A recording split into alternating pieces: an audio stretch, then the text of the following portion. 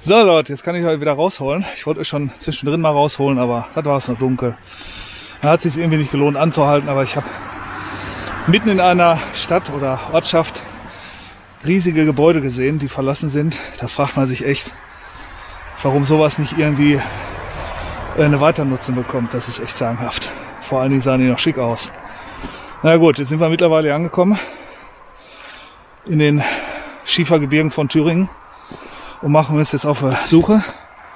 Unten steht unser Auto. Wir haben jetzt hier, ich weiß nicht, ein paar 100 Höhenmeter vor uns. Werden Sie wahrscheinlich auch noch ein paar verlassene Gebäude sehen. Ja, wir haben Glück. Auf der Hinfahrt hat es komplett genieselt, war nebelig. Dann habe ich schon gedacht, oh, wer weiß, wie das mit Overnight aussieht.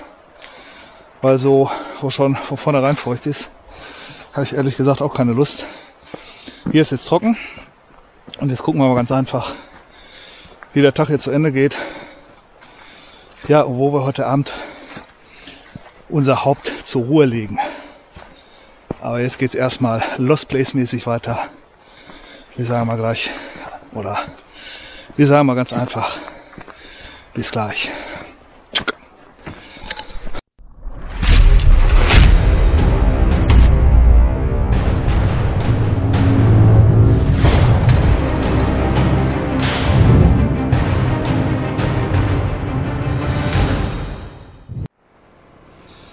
Ja, wir sind jetzt hier auf dem Weg ins Gebirge rein.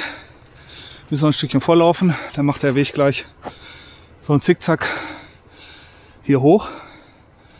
Dann sollen wir da oben eigentlich ein paar Gebäude vom alten Bergwerk sehen. Ja, und dann geht's in den Schieferhängen rein, wo wir letztendlich einige Stolleneingänge erhoffen. Da nehmen wir euch natürlich mit. Lasst euch ganz einfach überraschen, was wir finden oder nicht finden, kann natürlich auch sein. Dafür sind wir jetzt ja fast 5 Stunden hingefahren. Nicht nur dieses Gebiet, wir haben noch so 2, 3 andere, ein Sanatorium. Ja, wir lassen uns mal ganz einfach überraschen. Heute ist Samstag, ist jetzt 10 Uhr gleich. Heute Morgen 5 sind wir losgefahren und bis Montag haben wir Zeit. Schauen wir mal ganz einfach, was wir hier so Schönes finden.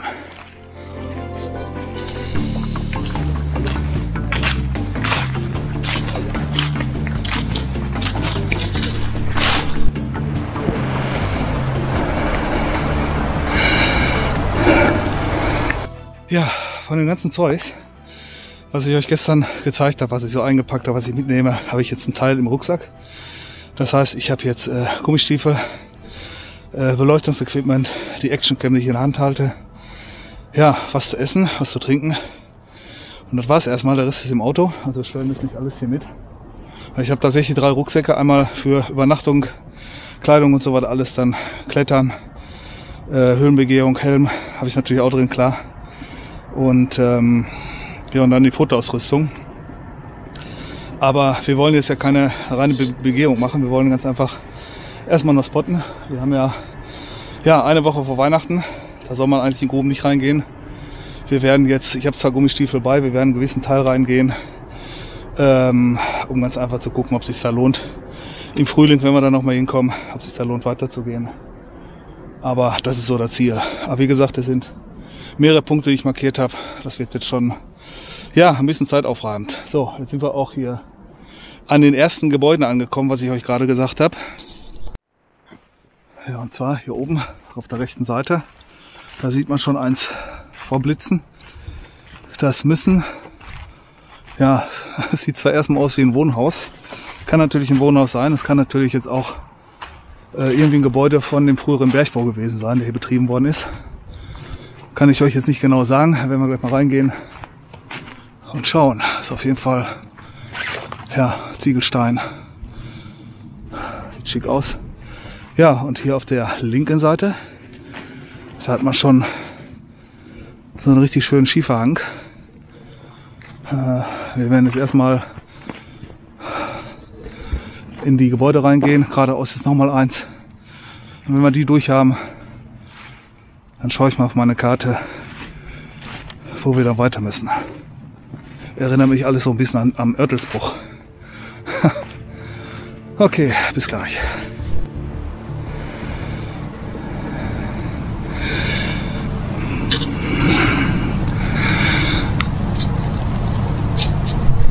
Schon sagte Oertelsbruch, also ich sag mal, das ist auch ein Hang, wo man schon so das ein oder andere an Unrat, an alten Unrat sieht. Da, ich weiß nicht, das ist so eine alte Schiene vielleicht. Diverse alte rostige Sachen liegen hier rum, die dann auch den Berg runtergeschmissen worden sind. Dann gehe ich mal ganz stark davon aus, dass hier die Bergbauarbeiter gewohnt haben. Hier ist ein Geländer, also beziehungsweise eine Absperrung zum Hang hin. Und da oben, da gehen wir jetzt gleich rein. So Leute, ich bin gespannt, was uns jetzt hier erwartet. Erdgeschoss, erste auf dem Dachboden, also 2 Etagen quasi. Da wird nicht mehr viel drin sein, aber vielleicht lässt der Inhalt dann doch ein bisschen darauf schließen, was es tatsächlich gewesen ist.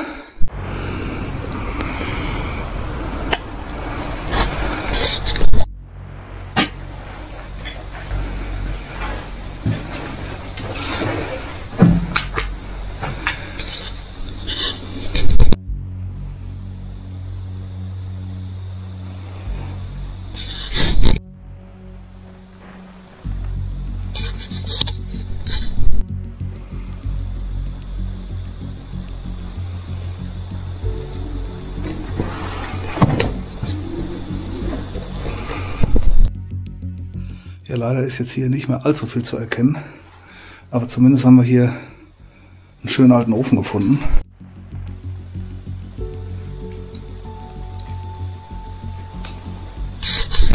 Wo oben die Platte schon fehlt, also eigentlich fehlt alles, was man abbauen kann, das ist nur noch das Rohrgestell. Aber ja, das deutet zumindest darauf hin, dass es nicht unbedingt ein reines Wohnhaus gewesen ist. Hier vorne diese kleine Luke, das sieht so aus, als ob da Essensausgabe gewesen ist. Ja, dass hier tatsächlich die Arbeiter gewohnt haben und hier ja über diese kleine Küche verpflegt worden sind.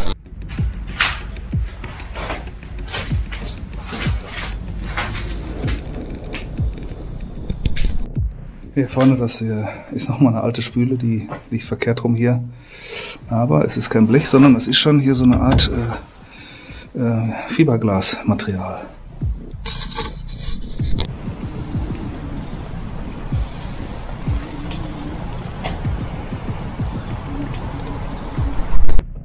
Jetzt wollte ich gerade mit euch eine Etage höher gehen. Da ist die Treppe. Ja, die haben sie sehr wahrscheinlich rausgebrochen, dass hier keiner hochgehen kann. Man könnte zwar jetzt über diese Absätze hier hochklettern, aber ich mache es jetzt nicht, weil es ist auch hier sehr wahrscheinlich nicht viel drin. Deswegen gehen wir jetzt zum nächsten Haus.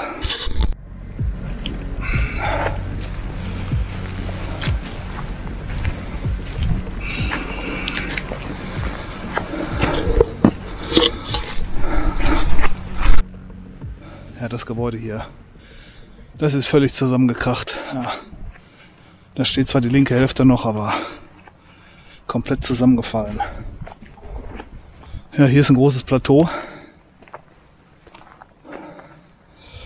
Ja, und ich hätte jetzt nicht gedacht, dass wir hier doch so einen schönen klaren Ausblick haben. Unten läuft eine Eisenbahnlinie her, die Bundesstraße. Ja, man kann tatsächlich bis hinten ins Tal gucken. Da hinten über den Bergen, da sieht man noch die Wolken hängen. Aber wir haben es hier recht schön. Ja, das sind übrigens die Berge da hinten, wo wir jetzt gleich rauf müssen und suchen. Ich gehe mal kurz zum Haus und dann geht's in die Berge. Oh, jetzt schauen wir doch mal ganz einfach.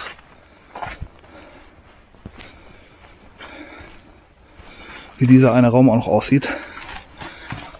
Aufenthaltsraum, Speiseraum, Umkleide, was immer das früher gewesen ist. Es steht zwar noch hier auch ein langer Saal. Ja, das ist der Rest vom Schützenfest, aber wenn man jetzt mal guckt da hinten, so die Bauart des Hauses. Entweder ist das schon im Berg, die Ziegel, die da, die Schiefer, die da aufgeschichtet worden sind. Ja, und davor haben die dann ganz einfach Steine gesetzt. Ja gut, ja, da ist das runtergekrachte Dach. Wir gehen jetzt mal auf Stollensuche. Kollege, was machst du mit deinen Schuhen? Umziehen, wegpacken. Jetzt schon Gummistiefel an. Habe ich gefunden, ein großes Loch. Voll krass. Ein großes Loch. Ja gut, ich sag mal, das muss ja hier in der Nähe von diesem Dorf gewesen sein. Und ich gehe mal davon aus, wenn wir jetzt mal hier so durchgehen, dann werde ich mir jetzt gleich auch mal meine Schuhe anziehen. Ach Leute, ich sag ja, das ist Wahnsinn. Ja, und da hat man tatsächlich ein großes Loch mit Wasser. Und da oben geht's fröhlich weiter. Also, ich kannte auch mal einen, der sich eine Watthose mit diesem Panzerklebeband gemacht hat. Ich muss ihn mal fragen, ob der hier gewesen ist. Das ist völlig in die Hose gegangen. Ich habe mir letztens noch die Clips angeguckt, den Film muss ich nochmal online stellen. Der ist keine 10 Sekunden im Wasser gewesen und schwupp ist das Wasser da durchgegangen.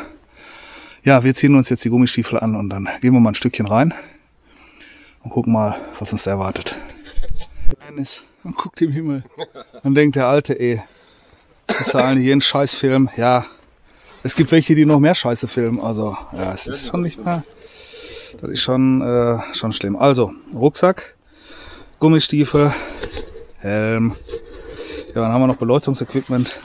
Einmal hier die Dicke von Sophien und ja, meine neue Fotoleuchte, die stecke ich mir so in der Tasche und halte in der Hand. Das wird dann auch funktionieren. Jo, dann gehen wir mal da durch, ne? Ich will dir mal was Cooles zeigen. Und zwar habe ich mir mal für meine Taschenlampe ein Holster geholt. So, das ist praktisch dieses Teil hier. Das habe ich hier am Gürtel dran und nach vorne gerichtet. Und wenn ich jetzt gleich im Dunkeln bin, dann kann ich quasi die Lampe anmachen und habe immer nochmal ein etwas stärkeres Licht als die Kopflampe im vorderen Bereich. Ja, ist ganz praktisch. Also könnt ihr euch mal überlegen, so ein Holster kostet glaube ich 25 €, so was in der Richtung. Aber ist eine feine Sache. So, jetzt geht's rein. Ich hoffe, dass wir hier mit unseren Gummistiefeln klarkommen. Hier kommt ein ordentlicher Zug raus.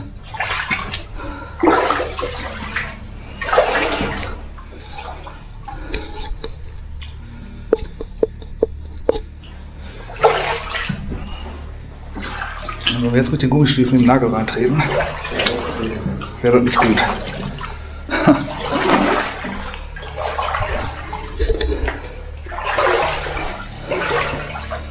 So, dann starten wir doch mal.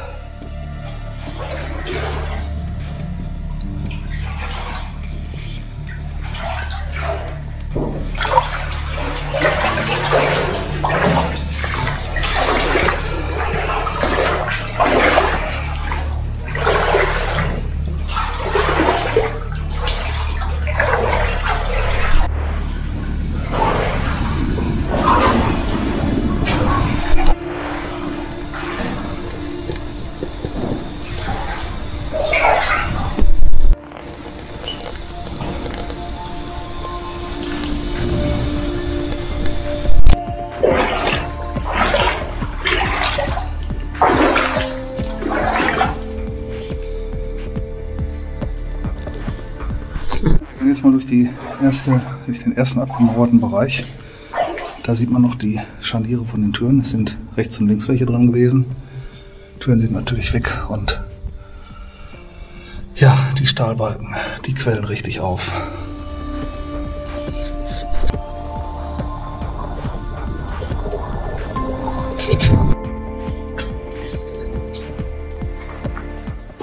Ist das mit meiner Jacke, das ist ja ein halber Mantel, ein bisschen suboptimal mit der Lampe hier an der Seite, weil da hängt sich immer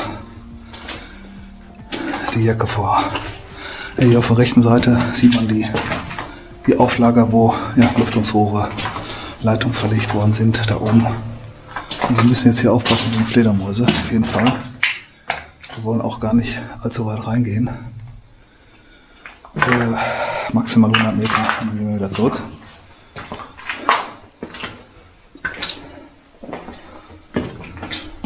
Eine Art Abzeugdose.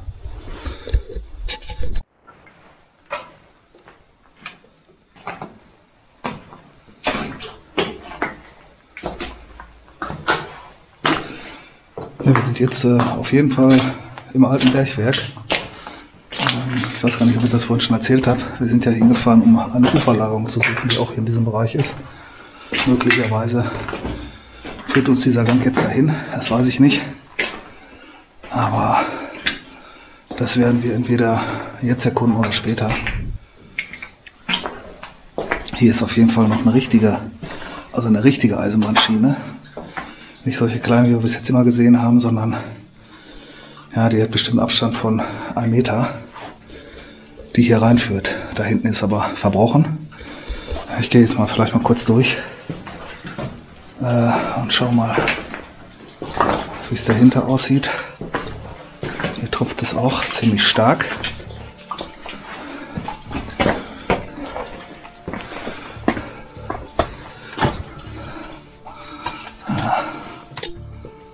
Also da hinten geht es auf jeden Fall weiter. Das machen wir jetzt aber nicht. Weil wir haben noch andere Sachen hier vor.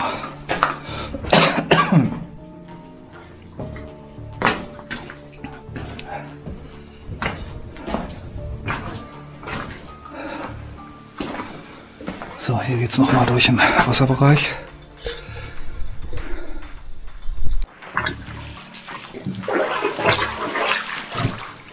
Guck mal, wie klar das Wasser ist.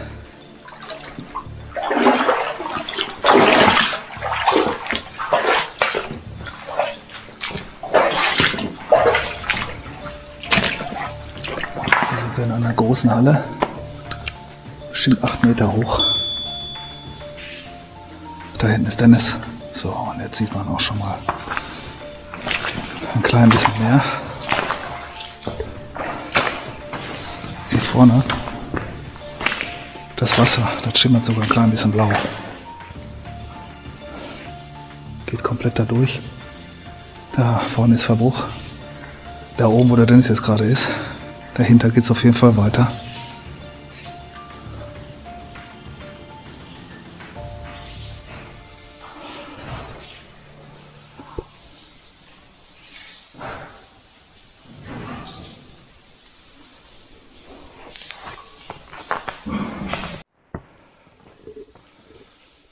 Ja, da oben, weiß ich jetzt nicht, Dennis, hast du da geguckt, ob es da oben weitergeht? Kommt da ein bisschen runter. Ich glaube, da kannst du da hinten hoch. Okay, also hier gibt es viele Möglichkeiten, nochmal weiter zu gehen.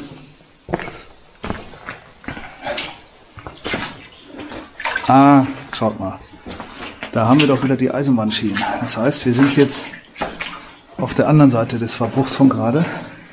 So, da hinten, da gingen ja die Schienen in den Berg rein, Verbruch, und ja, hier kommen sie wieder raus.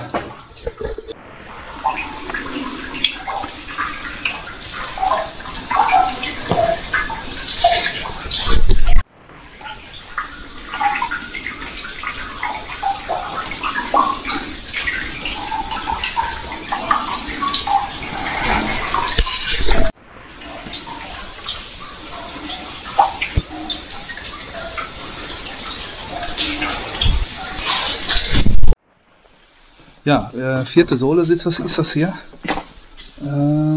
Da scheint es auch noch weiter zu gehen.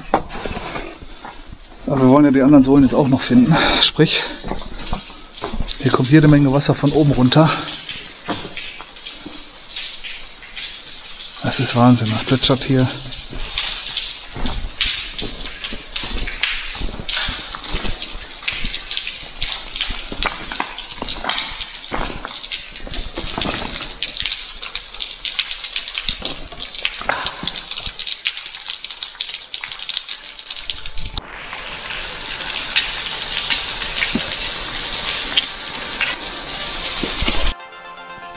Ja, sieht alles sehr interessant hier aus. Wir gehen jetzt aber trotzdem wieder zurück, weil hier ist eigentlich Ende. Und gehen jetzt mal eine Sohle höher und suchen da den Eingang. Dazu müssen wir jetzt wieder raus, den Berg hoch, ohne Licht, mit Gummistiefel und ohne Helm. Und ja, dann werden wir den zweiten filmen. Mir fällt gerade ein, vor dem Gebäude auf der rechten Seite soll auch noch ein Eingang sein. Ich weiß nicht, ob wir den zuerst suchen, aber wir gehen jetzt erstmal wieder raus.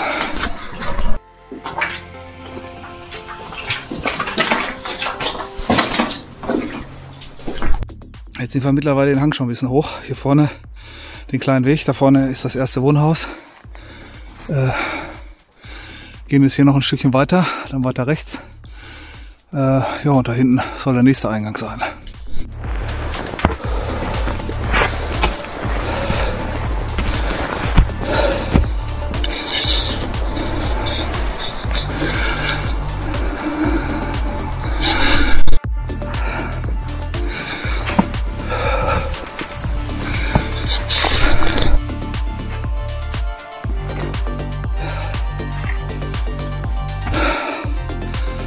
Bingo.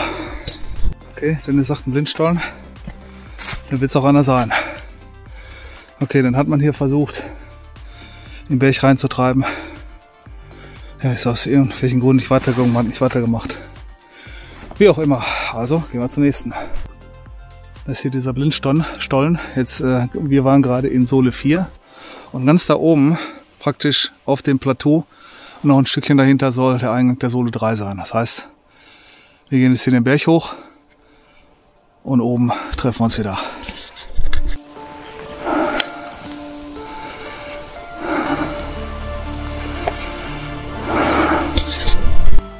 Dann machen wir uns so eine Mühe, den Berg hier hoch, und wir stehen hier auf einem schönen breiten Weg. Das ist nicht normal. Wir wollen ja auch das Extreme. Normale Wege gehen kann jeder. Den Berg auch klettern. Nur Ziegen. Mäh. Mäh. Gleich sind wir oben. Ja, wir gehen jetzt hier so eine hohle Gasse entlang. Rechts und links ist Schiefer aufgetürmt. Ich hoffe mal, dass wir da vorne gleich zur Sohle 3 kommen. Also Sohle 3 müsste hier unter uns sein. Und zwar da vorne in dem Bereich, wo diese Birke steht. Sieht es so aus. Wir klettern aber jetzt hier nicht den Hang runter, um den Eingang zu finden. Vielleicht versuchen wir es nochmal von unten. Wir sind jetzt auf der Höhe der Sohle 2 im Endeffekt. Das heißt, ich brauche mich jetzt einfach nur umzudrehen. Und da vorne, wo der Dennis jetzt reinläuft, da ist ja diese gemauerte Schieferwand. Und ich gehe mal davon aus, dass da der Eingang der Sohle 2 ist. Da gehen wir jetzt mal hin. Ich gucke mir jetzt gerade die Wege an. Also von da unten sind wir ja hochgekommen von diesem Weg. Und wenn man jetzt mal hier einfach entlang fährt mit der Kamera und da hinten geht es um eine Kurve. Entweder fährt da heute noch der Förster her, aber ich gehe mal eher davon aus, dass es auch die alten Transportwege früher vom Bergbau gewesen ist. Das heißt, wenn ich jetzt hier weiter hochgehe, sollte ich eigentlich vielleicht zur Sohle 1 kommen, das weiß ich jetzt nicht. Gut, dass hier kein Förster drauf sitzt. Ja, und hier vorne, wo wir praktisch hingehen, das war dann die Sohle 2. Dennis hat schon den Rucksack wieder abgemacht, trinkt was. Dann gehe ich mal ganz stark davon aus, dass da was zu finden ist. Ja, Schiefermauern rechts und links. Haus. Der Eingang. Der auch sehr wahnsinnig aussieht. Also wenn man das jetzt mal so guckt. Mit diesen Schieferplatten, die da so... Ich weiß gar nicht, ob das vom Menschen halt so gebaut worden ist oder... Nee. Ja, das scheint so gewachsen zu sein. Behaupte ich jetzt mal. Jetzt habe ich gerade gedacht, ich höre da aus dem Stollen eine Muttersäge. Ja, oben ist übrigens auch noch alles abgemauert. Ich habe wieder nicht mein Funkmikrofon bei, was ich ja gestern noch so mühevoll ausprobiert habe. Aber ist egal. Ich habe jetzt gerade mal ein paar Bilder rumgeschickt. So, Familie. Wir haben hier ein bisschen was gegessen. Ein bisschen paar Nüsse, was getrunken. Und ja. Jetzt geht's da vorne rein. Ne? Jawohl. Ja. Also Helm wieder auf, Rucksack auf und Attacke. So. Auf geht's. Kann man, lass mal stehen.